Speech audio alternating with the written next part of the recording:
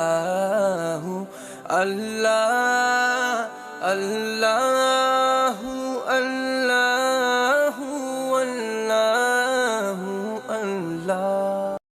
اعوذ باللہ من الشیطان الرجیم، بسم اللہ الرحمن الرحیم۔ خواتین و حضرات، السلام علیکم ورحمۃ اللہ وبرکاتہ و مغفرتہ۔ پروگرام احکام شریعت فقہ حنفی سے متعلقہ مسائل کے ساتھ آپ کی خدمت میں حاضر۔ میں نے پوچھا تھا کہ بعض اوقات ہم کسی جگہ جاتے ہیں تو ہمیں ایسا لگتا ہے جیسے ہم نے پہلے کہیں یہ چیزیں دیکھی ہوئی ہیں، یا کوئی گھر میں واقعہ ایسا ہوتا ہے، کوئی کپ ٹوٹا، کوئی گلاس ٹوٹا، ایک دم ذہن کہتا ہے ایسا پہلے بھی کبھی ہوا تھا۔ تو جب ایک نے یہ بات کہی تو دوسرے نے کہا کہ بھئی مسئلہ یہ ہے کہ یہ اس لیے ہوتا ہے کہ عالم ارواح میں یہ سب روحوں کو دکھایا جاتا ہے، تو وہ ایک آپ کو یاد ہوگا، اور پھر پریکٹیکلی طور پر ہوتا ہے تو ایسا لگتا ہے جیسے پہلے ہوا ہے، کیا حکم شرع ہوگا؟ دیکھیں یہاں پر بھی وہی بات ہے کہ یہ بالکل غلط ہے۔ عالم ارواح میں کس نے یہ کہا کہ روحوں کو جو کچھ ہونے والا تھا سب کا سب دکھا دیا جاتا ہے؟ کہیں پر بھی نہیں موجود ہے۔ یہ خواہ مخواہ ایک غیبی امور کے اندر مطلب مداخلت بیجا کرنا، یہ غیبی خبر تو نبی ہی دے سکتا ہے، اور احادیث میں تو ایسا کچھ بھی نہیں ہے، تو اس لیے یہ غلط بات ہے۔ عالم ارواح میں کچھ نہیں دکھایا جاتا۔ جو کچھ معاملہ ہوتا ہے، یہ کبھی ایسا ہوتا ہے کہ ہو سکتا ہے آپ نے خواب میں کوئی چیز دیکھ لی ہو اور وہ چیز بعض اوقات سامنے بھی آ جاتی ہے، تو یہ ہو سکتا ہے کہ وہ خواب والی چیز آپ کو بھول گیا کہ خواب میں دیکھا تھا، ایسا لگا جیسے یہ پہلے ہوا ہے، لیکن حقیقتاً آپ نے خواب میں دیکھا، کیونکہ بہت ساری خواب کی چیزیں یاد نہیں رہتی۔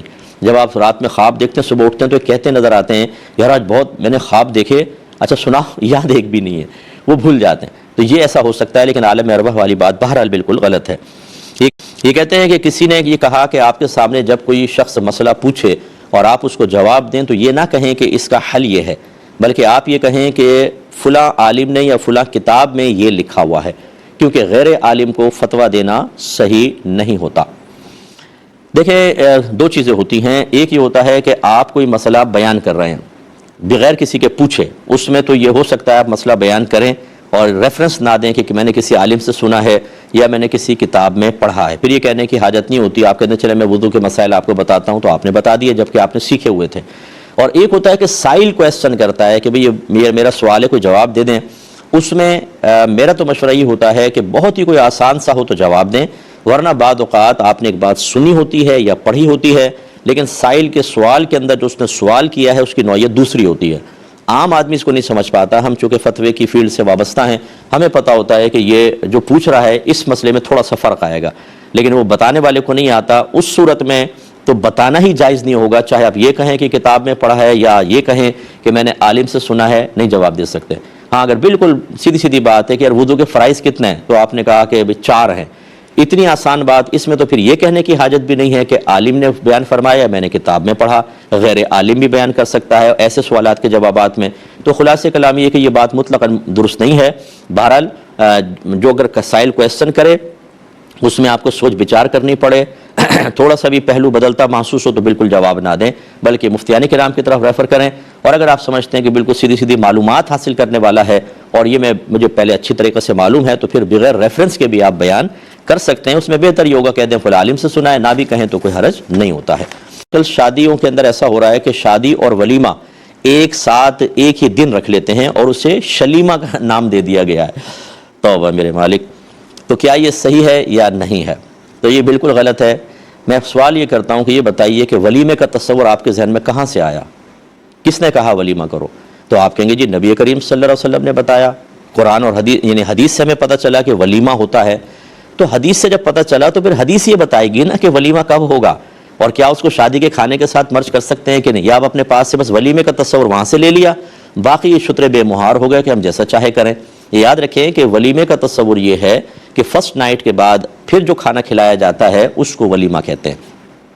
تو یہی نبی کریم صلی اللہ علیہ وسلم کا طریق رہا کہ شب زفاف کے بعد آپ نے کھانا کھلایا ہے صحابہ کرام کو، یا ویسے ہی تقسیم کیا جیسے صحابہ کو بلا کے کھلا دیا ہے۔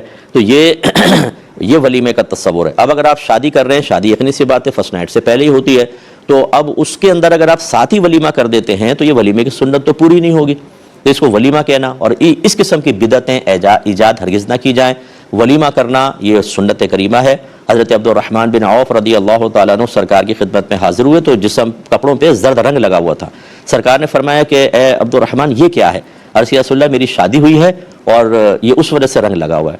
تو نبی کریم صلی اللہ علیہ وسلم نے ارشاد فرمایا کہ پھر آپ ولیمہ کریں چاہے ایک بکری کے ذریعے ہی کیوں نہ ہو۔